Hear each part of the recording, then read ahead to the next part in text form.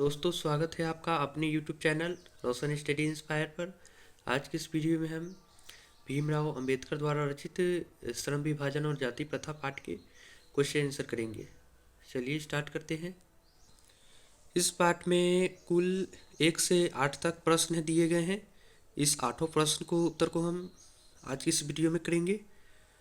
तो चलिए स्टार्ट करते हैं। पहला क्वेश्चन है, लेखक किस विडंबना की बात करते हैं? विडंबना का स्वरूप क्या है? इसका उत्तर चलिए देखते हैं क्या होता है। देखिए, हमने पूरे प्रॉपर ढंग से अच्छे से लिख के लाए हैं और बारी बारी करके हर एक प्रश्न का उत्तर लिखेंगे।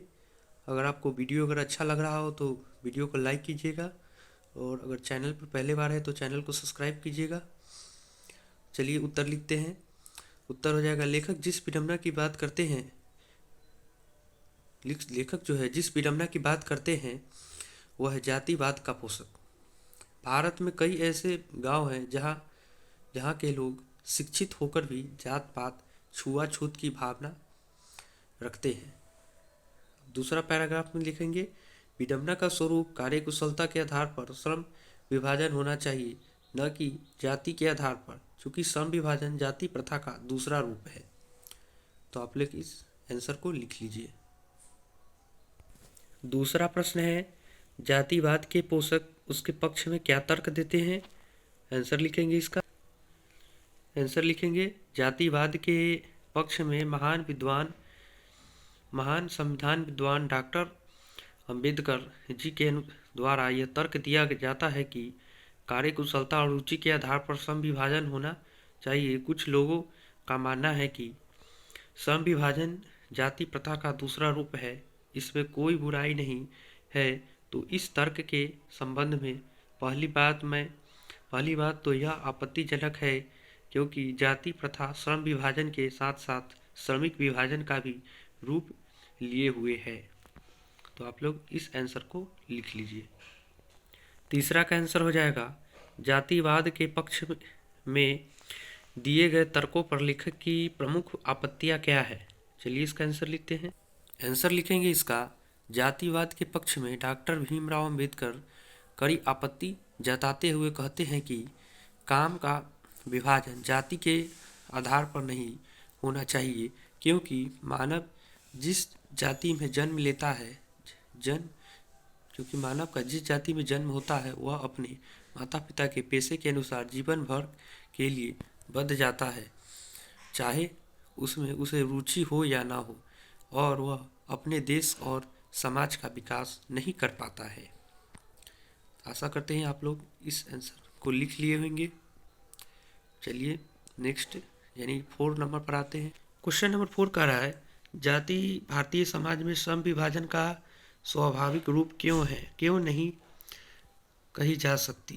आंसर लिखेंगे, भारतीय संविधान में जातिवाद के आधार पर श्रम विभाजन अस्वाभाविक है, क्योंकि जातिगत श्रम विभाजन श्रमिकों की रुचि अथवा कार्यकुशलता के आधार पर नहीं होता, बल्कि माता पिता के गर्भ में ही श्रम विभाजन को तय कर दिया जाता है, जो व्यवस्था अरुचिपूर्ण होने के कारण गरीबी और बेरोजगारी को बढ़ाने वाला होता है, जो विश्व के किसी भी समाज में नहीं पाया जाता।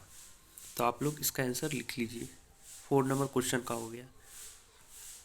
क्वेश्चन नंबर 5 का रहा है, जाति प्रथा भारत में बेरोजगारी का एक प्रमुख और प्रत्यक्ष कारण कैसी बनी हुई है? चलिए इसका उत्तर लिखते हैं। इसका उत्तर हो जाएगा, हम वास्तविक रूप से कह सकते हैं कि जाति प्रथा भारत में बेरोजगारी का एक प्रमुख और प्रत्यक्ष कारण माना जाता है, चूँकि मानव का जिस जाति में जन्म होता है वो अपने माता पिता के पेशे के अनुसार ही जीवन भर के लिए उसी पेशे में बंध जाता है। वह मन पसंद कार्य करना चाहता है परंतु नहीं कर पाता है, जिससे अपने समाज और देश का विकास नहीं कर पाता।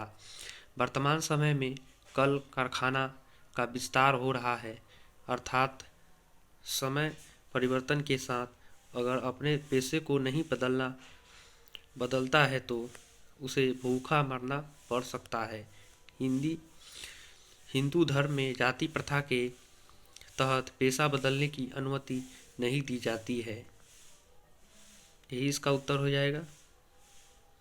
क्वेश्चन नंबर 6 कह रहा है, लेखक आज के उद्योग में गरीबी और उत्पीड़न से भी बड़ी समस्या किसे मानते हैं और क्यों?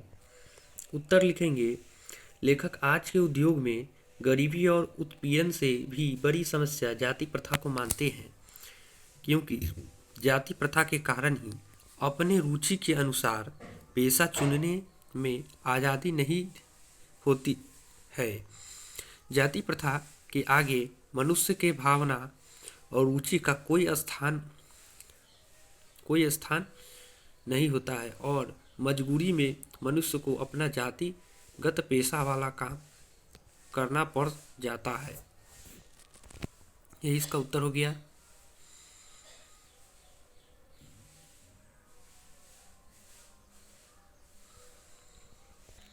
क्वेश्चन नंबर 7 कह रहा है, लेखक ने पाठ में किन प्रमुख पहलुओं से जाति प्रथा को एक हानिकारक प्रथा के रूप में दिखाया है? चलिए इसका उत्तर लिखते हैं। उत्तर हो जाएगा, लेखक ने पाठ में विभिन्न पहलुओं में जाति प्रथा को एक हानिकारक प्रथा के रूप में दिखाया है, जो इस प्रकार है। चलिए देखते हैं किस प्रकार है। जो इस प्रकार है, अस्वाभाविक श्रम विभाजन हो गया पहला। दूसरा हो गया बढ़ती बेरोजगारी, श्रम रुचि तथा व्यवस्था में श्रम का चुनाव, आदर्श तथा सभ्य समाज, ये सब आपका प्रकार हो गया। तो आप लोग इसे लिख लीजिए।